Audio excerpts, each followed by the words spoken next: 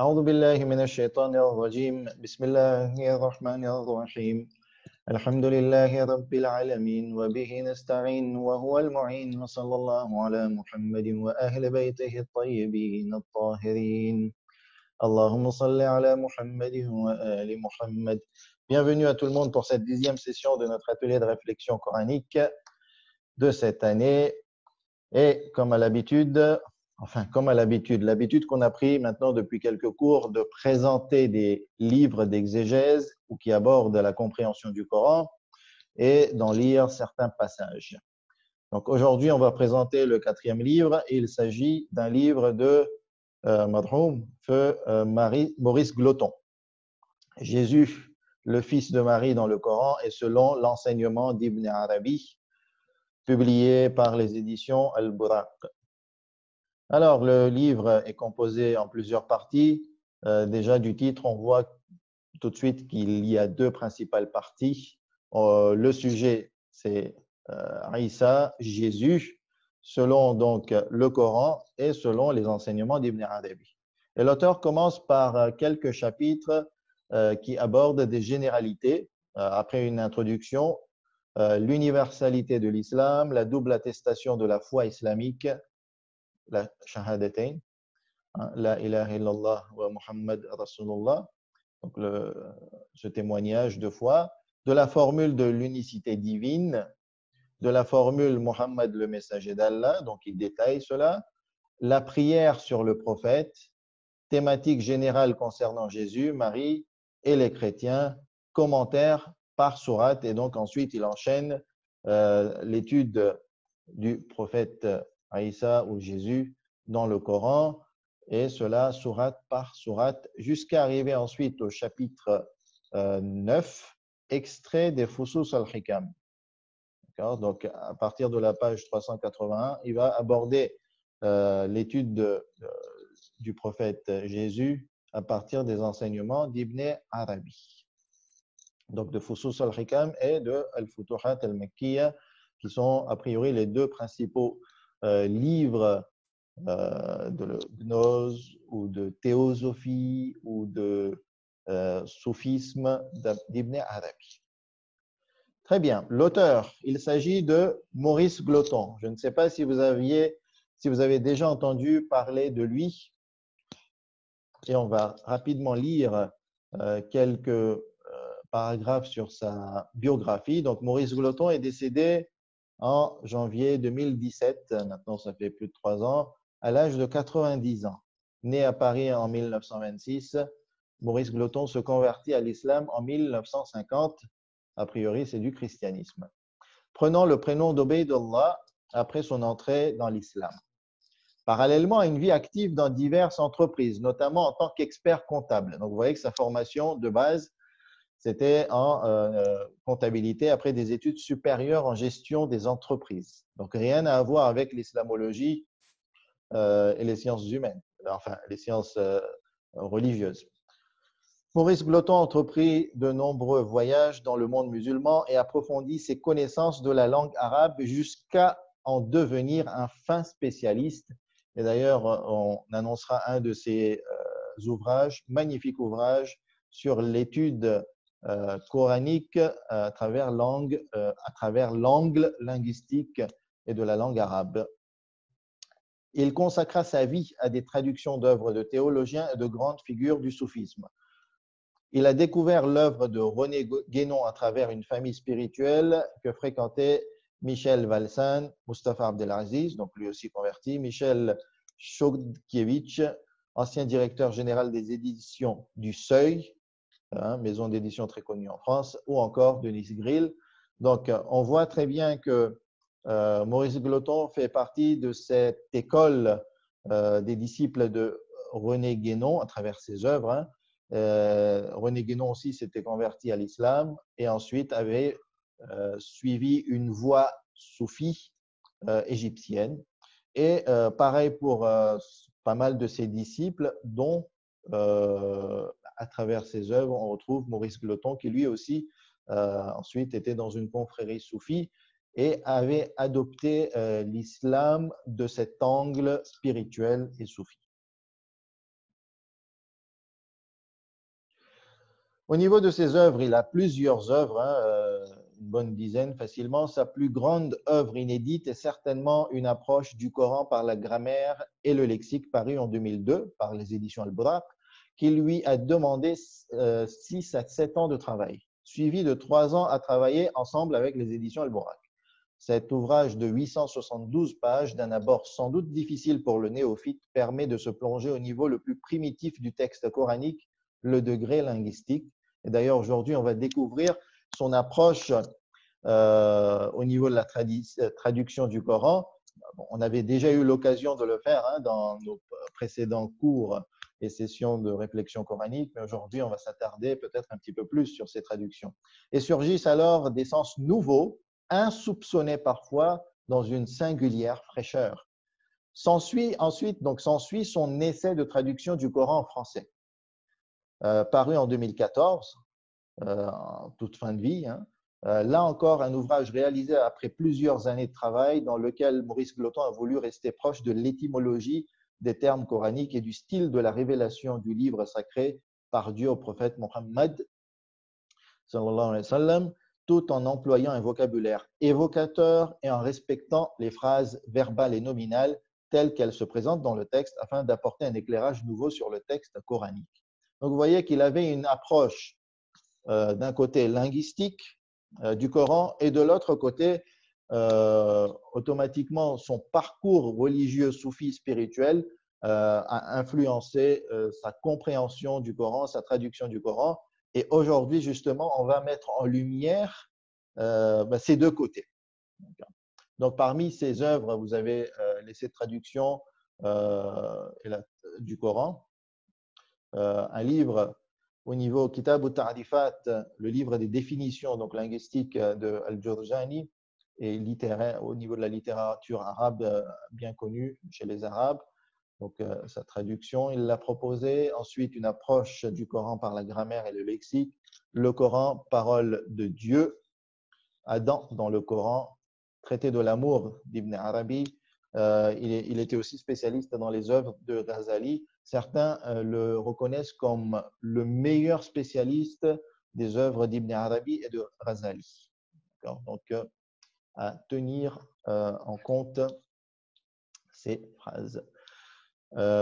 Une petite parenthèse avant de passer à la lecture de certains passages, c'est que d'habitude, lorsqu'on fait partie d'une école, d'un courant de pensée, d'une religion, et qu'on aborde des œuvres d'une autre religion ou de fidèles d'une autre religion qui ont écrit donc, ces livres, ou d'une autre école dogmatique ou d'un autre courant de pensée, en général, beaucoup souhaitent aborder cette question avec de la précaution.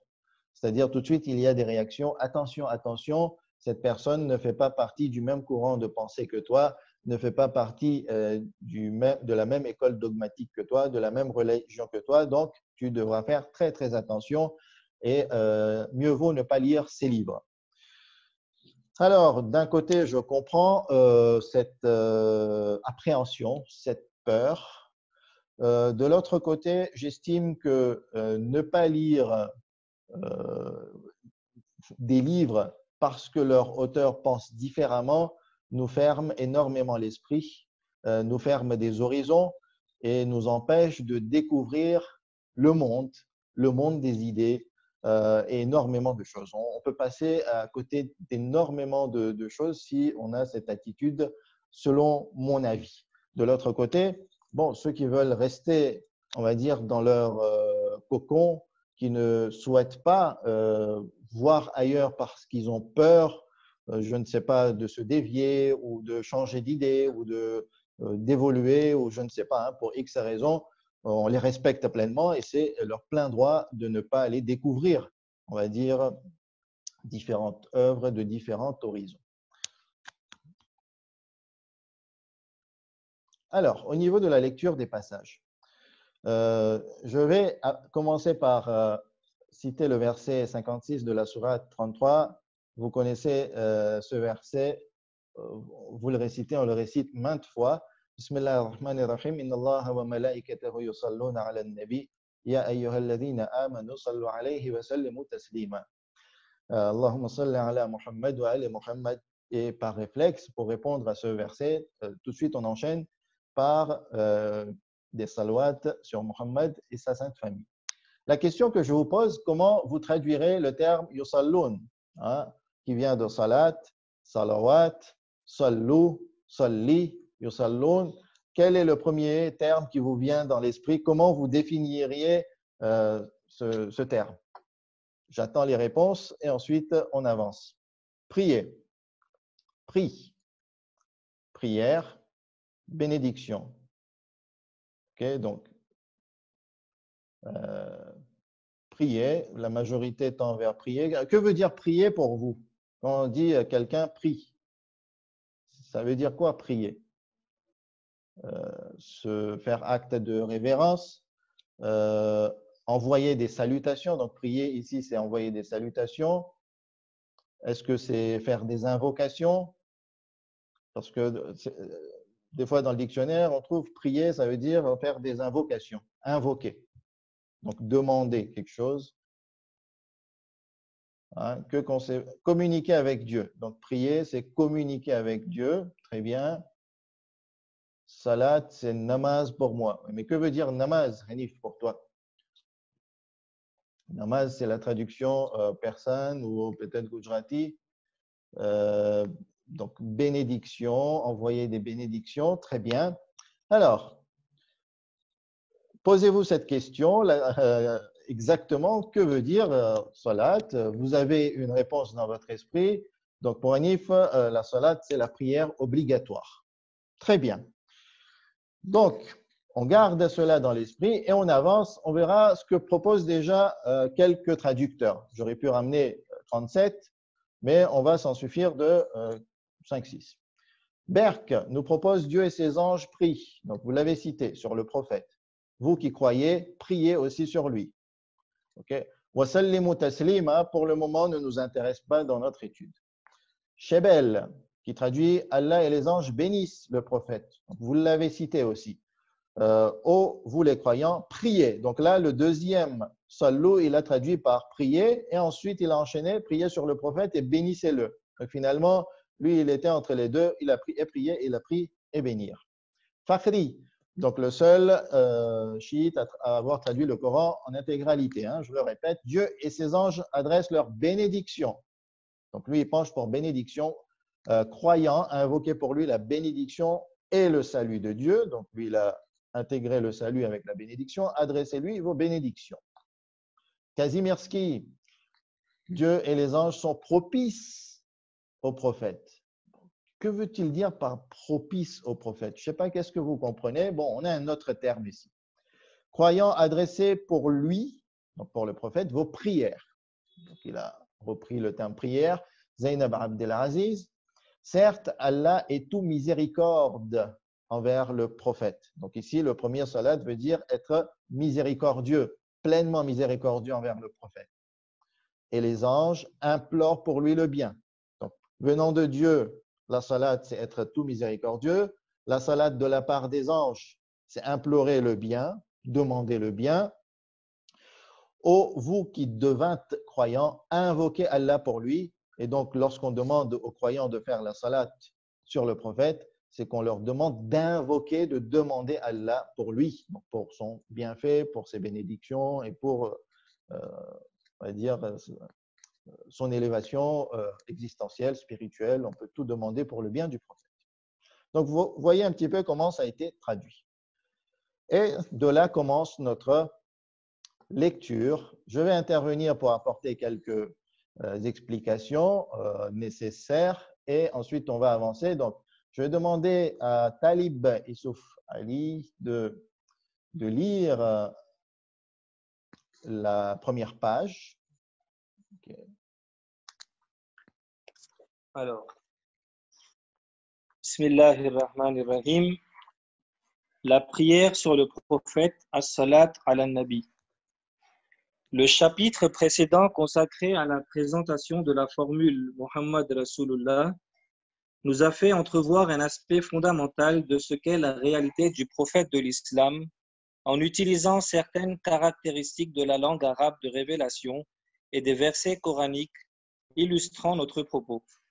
Dans le présent chapitre, nous voudrions montrer une autre facette de la réalité du prophète Mohammed en rapport avec ce qu'on traduit habituellement et approximativement par la prière sur le prophète.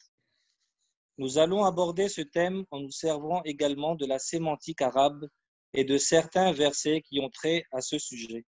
Donc, vous avez La compris que, racine pardon, de temps en temps, je vais te couper. Donc là, du premier paragraphe, on voit très bien qu'il n'est pas d'accord avec la traduction habituelle. Il la considère comme approximative et donc il va proposer maintenant la sienne au fur et à mesure. La racine verbale trilitère du nom salat est swad, lam, waw, dont les principales significations sont les suivantes. Blessé au dos, arriver second dans une course hippique, faire une action de grâce qui rapproche ou unit, opérer la liaison de grâce, prier. Compte tenu de ces différentes acceptions cohérentes, celui qui fait la prière ou action de grâce, le musalli est toujours second par rapport à celui qui est pris pour cible et qu'on essaie de rattraper dans cette compétition. D'autre part, cette racine swad, lam, waw est étroitement apparentée par la forme et par le sens à celle de waw, swad, lam, qui comportent les mêmes radicales présentées dans un ordre différent. Cette dernière racine signifie atteindre, unir, joindre, lier. Ce thème est présenté dans certains versets que nous allons citer et qui vont permettre de mieux comprendre ce qu'il faut entendre par cette action de grâce qui rapproche et ou unit. Le mode d'action de cette salat mentionné dans ces versets est figuré sur le schéma qui suit leur traduction. Donc, Certains bédouins portent la foi. Une minute, juste avant que tu commences à lire les traductions, je vais poser le schéma, d'accord, sur lequel l'auteur lui-même s'appuie et qu'il le propose dans son livre. Donc, il y a Dieu, il y a ses anges, il y a les fidèles, les croyants, il y a le prophète et il y a toutes les autres créatures. D'accord? Donc, il pose différentes entités ou groupes d'entités et ensuite, il propose des versets. Le premier verset, je vais le lire en arabe et ensuite, Talib va lire la traduction proposée par l'auteur. Bismillahirrahmanirrahim. ومن الأعراب من يؤمن بالله واليوم الآخر ويتخذ ما ينفق قربات عند الله وصلوات الرسول. On retrouve le terme وصلوات الرسول. ألا إنها قربة لهم سيدخلهم الله في رحمته إن الله غفور رحيم. Certains bédouins portent la foi en Allah et au jour ultime et prennent ce qu'ils dépensent comme des moyens de s'approcher d'Allah, qurba, et pour bénéficier des grâces unitives du messager, salawat al-rasoul. N'est-ce pas pour eux un moyen d'approche, qurba? Allah les introduira dans son amour rayonnant. Certes, Allah est très recouvreur des fautes, plein d'amour rayonnant. بسم الله الرحمن الرحيم خذ من أموالهم صدقة تطهرهم وتزكيهم بها وصل عليهم. صلي donc salat صلي عليهم إن صلاتك سكن لهم والله سميع عليم. Prélève de leurs biens une part authentique qui les purifie et qui, par elle, les fait croître en pureté et effectue la liaison de grâce sur eux, Salla alayhim, car ta liaison de grâce, Salatak, est un havre de paix pour eux, Sakanul lahum. Allah est audient, savant. Donc, vous avez très bien compris comment traduit Gloton salawat par liaison de grâce. Okay? Même sur le premier verset, il dit des grâces unitives, pour bénéficier des grâces unitives du messager. Donc, le croyant donne des sadaqat. Okay? Et pour cela, en fait, qu'est-ce qu'il cherche quand il donne des sadaqat? Il veut s'approcher de Dieu et bénéficier des salawats du prophète. Les salawats du prophète, ce sont les grâces unitives du messager. Donc, à travers ce verset, on voit qu'il y a une liaison de grâces unitives entre le prophète et les fidèles. On avance. Bismillah ar-Rahman ar-Rahim, troisième verset. Alladhina idha asabathum musibatun qalu inna lillahi wa inna ilayhi raji'un. Et j'ai oublié, là je me souviens, de ramener le verset 57. Et comme je ne l'ai pas en tête, je laisse Talib lire la traduction. Ceux qui ont dit, quand une adversité les a atteints, certes, nous sommes à Allah et c'est à lui que nous retournerons. Sur cela, des grâces punitives de leur enseigneur, salawat mir rabbihim, ainsi qu'un amour rayonnant, et ceux-là sont, eux, les bien guidés. Donc à partir de ce verset, on voit que c'est Dieu qui prie sur les fidèles, hein, sur ces fidèles qui font le sabre et qui ont patience face aux adversités. Donc, ils bénéficient de la salawat de Dieu, c'est-à-dire les grâces unitives de leur enseigneur. On avance, quatrième verset, 662. Bismillah ar-Rahman ar-Rahim. Qul inna salati wa nusuki wa mahyaya wa mamati lillahi rabbil alamin. Dis, certes, mon action de grâce unitive, salati, mon engagement, ma vie et ma mort sont pour Allah, l'enseigneur des êtres de l'univers. Donc là, à partir de ce verset, on voit qu'il y a une liaison de grâce qui est accomplie par les fidèles d'un côté envers Dieu et par le prophète. Parce que ce verset, il est relaté de la part de Dieu par rapport à une parole du prophète Abraham. D'accord ? Donc, automatiquement, quand on regarde le statut du prophète Abraham, le prophète de l'islam, lui aussi, il a une liaison unitive, de grâce unitive avec Dieu, de la même façon que les fidèles qui suivent ces prophètes. Cinquième verset, Bismillah ar-Rahman ar-Rahim. Alam tara anna Allah yusabbihu lahu man fis samawati wal ardi wat tayru saffat kullun qad alima salatahu wa tasbihahu wallahu alimun bima yaf'alun. N'as-tu pas vu que ceux qui se trouvent dans les cieux et la terre, ainsi que les volatiles qui déploient leurs ailes, célèbrent la gloire d'Allah? Chacun a déjà connu son acte de grâce unitive et la proclamation de sa gloire. Allah est savant à travers ce que vous faites. Donc, de ce verset, on voit que chaque créature, même les volatiles, hein, et tout ce qui est entre les cieux et la terre, connaissent cet acte de grâce unitive. Donc, entre toutes les créatures et Dieu. On enchaîne. 33-43. Bismillah ar-Rahman ar-Rahim. Huwa alladhi yusalli alaykum. Donc, Dieu, ici, Huwa alladhi yusalli alaykum wa malaikatahu li yukhrijakum min al-dhulumati ila an-nur wa kana bil mu'minina rahima. C'est lui qui opère la liaison de grâce sur vous, yusalli alaykum, ainsi que ses anges pour qu'ils vous fassent sortir des ténèbres à la lumière. Avec les porteurs de la foi, il s'est montré très rayonnant d'amour. Donc, on apprend aussi qu'au-delà de Dieu, les anges aussi font la salawat sur les fidèles. D'accord ? Donc, il y a une liaison entre les anges et les fidèles. Et enfin, verset 33-56, Bismillah ar-Rahman ar-Rahim, Inna Allah wa malaikatahu yusalluna ala an-nabi, ya ayyuhalladhina amanu, sallu alayhi wa sallimu taslima.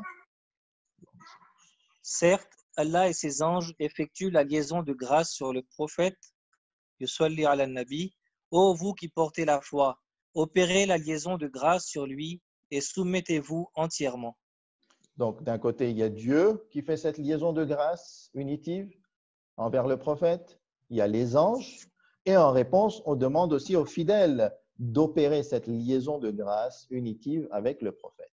À partir de ce schéma, on voit très bien que l'angle d'approche de Maurice Gloton est un angle spirituel, soufi, gnostique, qui dit que tout est lié de façon existentielle. Okay? Toutes les créatures, d'un côté le groupe des fidèles, de l'autre côté le prophète, les anges, toutes les créatures qui, eux, sont tous et toutes approvisionnées par l'existence absolue, l'existence de Dieu. Et à chaque instant, il y a une relation, une liaison existentielle, mais spécifique. Okay? Et cette particularité, c'est en fonction du réceptacle existentiel. Toutes les créatures ont communément un réceptacle existentiel et ils profitent de cette liaison de grâce divine. Et en contrepartie, il y a une émission de liaison de grâce et de bienfaits de la part des créatures envers Dieu. Et par rapport aux croyants, le réceptacle des croyants, disons qu'il est plus intense que le commun parmi les créatures. Le réceptacle des prophètes est encore plus intense. Les anges ont leur propre réceptacle. Dieu qui est l'existence absolue. Et finalement, il y a une sorte d'interaction existentielle entre tous ces groupes et tous ces réceptacles, et chacun à leur niveau d'intensité. Donc, vous voyez un petit peu comment l'auteur aborde la question de la salawat. Et on va d'ailleurs poursuivre la lecture et il va nous apporter d'autres détails au fur et à mesure. Donc, on a lu la partie de la traduction. Vous voyez le schéma qu'il nous a proposé dans son livre. Schéma très intéressant où il recense donc toutes ces liaisons opérées entre les différents groupes et réceptacles dans l'univers. Cette partie, elle est intéressante, mais c'est plutôt une répétition. Donc, on va passer et on va enchaîner à partir de la page 60.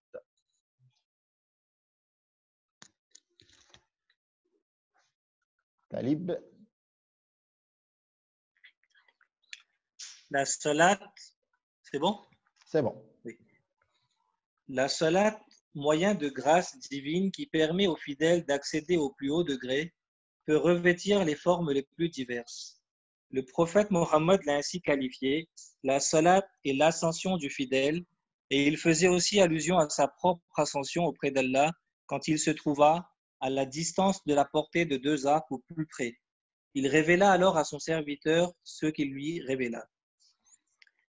Quelle que soit la forme que prend cette salat, rituelle dans les 5 prières journalières, sur le prophète, ou celle obligée de tous les êtres, elle est un dialogue d'intimité que le serviteur échange avec son Seigneur. Elle est aussi un acte divin et humain en un endroit sacralisé dans lequel se récapitule et se développe le plan divin d'ensemble réservé à celui qui se tient dans l'orientation rituelle requise pendant cet acte rituel de prière. Point. Il en est ainsi car… On va juste s'arrêter. Oui.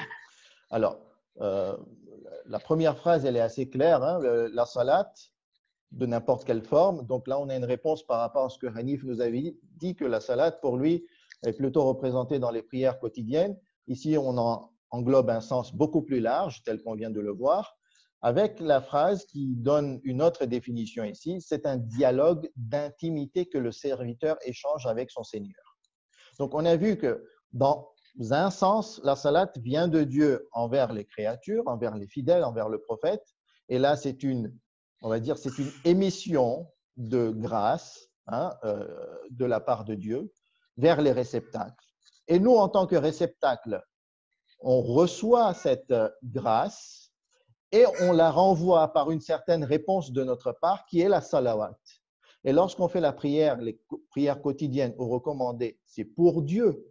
Et il le dit très bien que c'est un moyen de grâce qui permet d'accéder au plus haut degré. Et donc, finalement, par rapport à ce que Dieu nous a émis, c'est une forme de tremplin qu'on s'accroche et qu'on donne une réponse positive par la prière et par cet acte, ce dialogue d'intimité échangé avec le Seigneur. Vous voyez les termes utilisés, les expressions montrent cette approche et cette orientation spirituelle, soufie et gnostique, qui est pour moi très intéressant pour apprendre. Et ensuite, le deuxième point, franchement, on peut réfléchir beaucoup de temps et trouver des interprétations, mais juste pour vous dire des fois la difficulté de comprendre ce qu'il veut dire. Elle est aussi un acte divin et humain. C'est d'un côté un acte divin, d'un côté un acte humain, en un endroit sacralisé. Donc, cet acte a lieu dans un endroit considéré comme sacré et sacralisé, dans lequel se récapitule et se développe le plan divin d'ensemble. Donc, à travers cet acte, dans cet endroit sacralisé, cet acte venant des deux parts, c'est là qu'a lieu la synthèse du plan divin. c'est là que s'accomplit quelque part le plan divin d'ensemble. C'est quoi ce plan divin? Avec une majuscule, donc il veut vraiment dire quelque chose de spécial, de particulier. Ce plan divin d'ensemble est réservé à celui qui se tient dans l'orientation rituelle requise. Donc, a priori, l'orientation rituelle requise, c'est se tourner vers la Qibla. Donc, c'est comme si c'était une condition pour que ce plan divin se réalise et s'accomplit durant cet acte de salat à deux sens. Il en est ainsi, pendant cet acte rituel de prière. Il en est ainsi car, etc. Je te laisse continuer. Il en est ainsi car l'être humain est le lieutenant, khalifa de Dieu sur terre, à qui a été confié le dépôt amana de toutes choses. Celui qui prie ainsi, tourné vers le centre spirituel de l'islam, la Mecque, évolue dans les trois dimensions en fonction des différentes positions corporelles qu'il observe dans sa prière rituelle. Dans la position verticale, qiyam, qui représente l'immutabilité de Dieu et son attribut de subsistant par soi, qayyum, il est tel l'axe ou le pivot universel correspondant à la hiérarchie céleste et à l'élévation spirituelle. Dans la position inclinée, il évolue dans l'immensité sans fin des possibilités que comporte chacun des mondes hiérarchisés. Dans la position prosternée, il s'efface dans la proximité divine. Enfin, dans la position assise, il témoigne par Dieu de la permanence de cette proximité qui affecte tout son être. Les mains qui captent et orientent les énergies spirituelles et la présence de Dieu en pleine conscience exercent un rôle capital pour que cette présence pénètre tout l'être physique, psychique et spirituel. Ainsi, quand Laurent lève les mains, yad, yadain, terme qui signifie aussi force active orientée, au moment de se sacraliser pour le rite de la prière en prononçant Allahu Akbar, Allah est infiniment grand, il doit avoir une conscience intense et profonde qu'il met en œuvre tout un processus divin qui va faire de lui un réceptacle prédisposé à la descente divine sur lui. Il peut soit mettre les mains croisées sur son cœur, canalisant ainsi les énergies divines au centre même de son être intégral, soit laisser pendre les mains en s'efforçant de faire descendre ces mêmes énergies jusqu'aux fondements les plus profonds de son être dans les trois mondes, physique, psychique et spirituel, dans lesquels il évolue pendant cette action de grâce unifiante et transformante. Point. Juste pour préciser, donc vous avez compris que les deux rites, que ce soit sunnite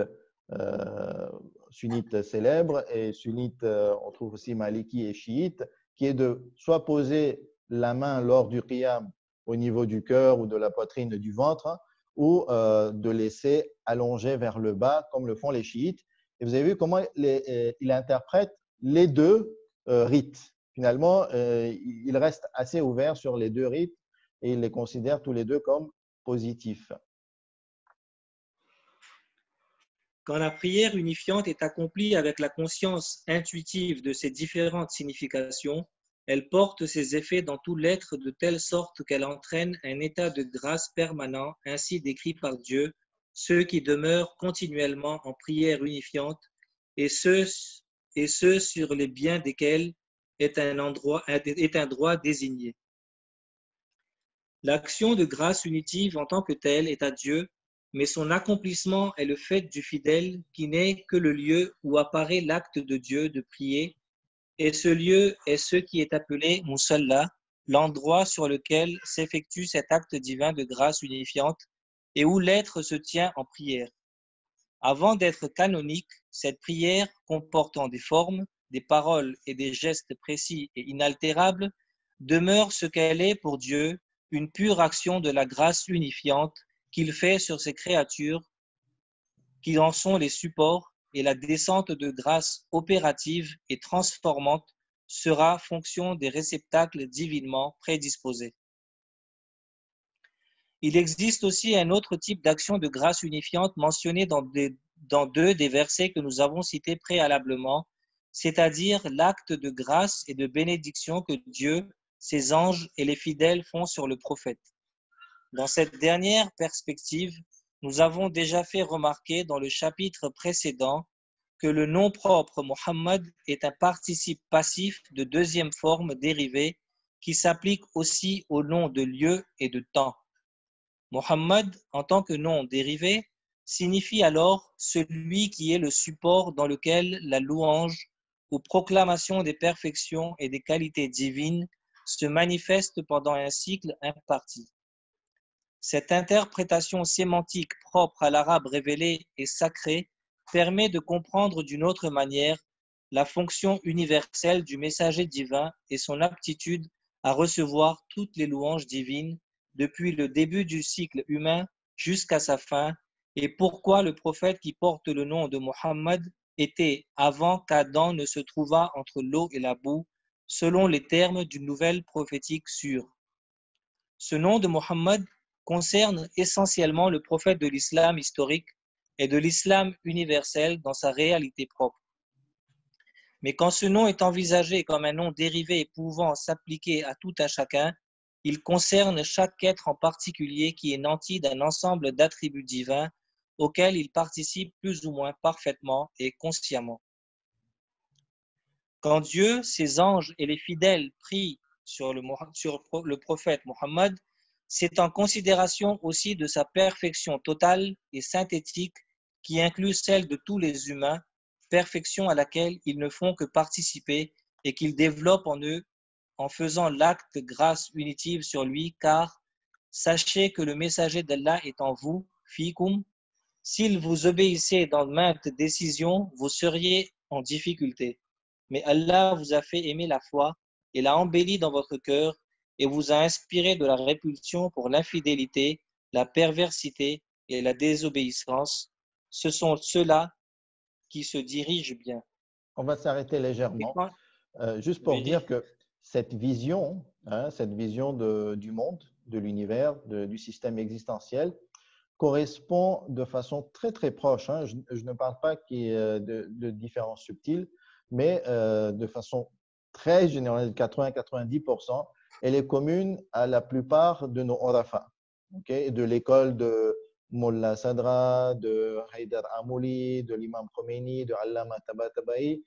Bien entendu, il y a des différences, il y a des divergences naturellement comme entre tous les chercheurs, mais c'est une vision commune que l'on peut voir aussi avec celle présentée par Maurice Gloton, et qui est une vision soufie, où il dit que le prophète Mohammed, en tant que réalité existentielle, est une réalité, on va dire, d'une telle ampleur qu'il représente ici la perfection totale et synthétique, de la synthèse de tout le système de l'univers, hormis le fait que c'est Dieu qui donne et qui approvisionne justement cette existence au prophète Mohammed et à tout l'univers à travers le prophète Mohammed.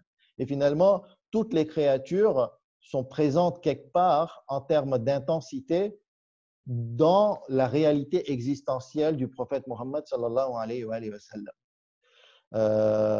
Certes, je comprends parfaitement que certains termes et certains concepts sont difficiles, mais on les entend souvent dans nos majalis par différentes expressions.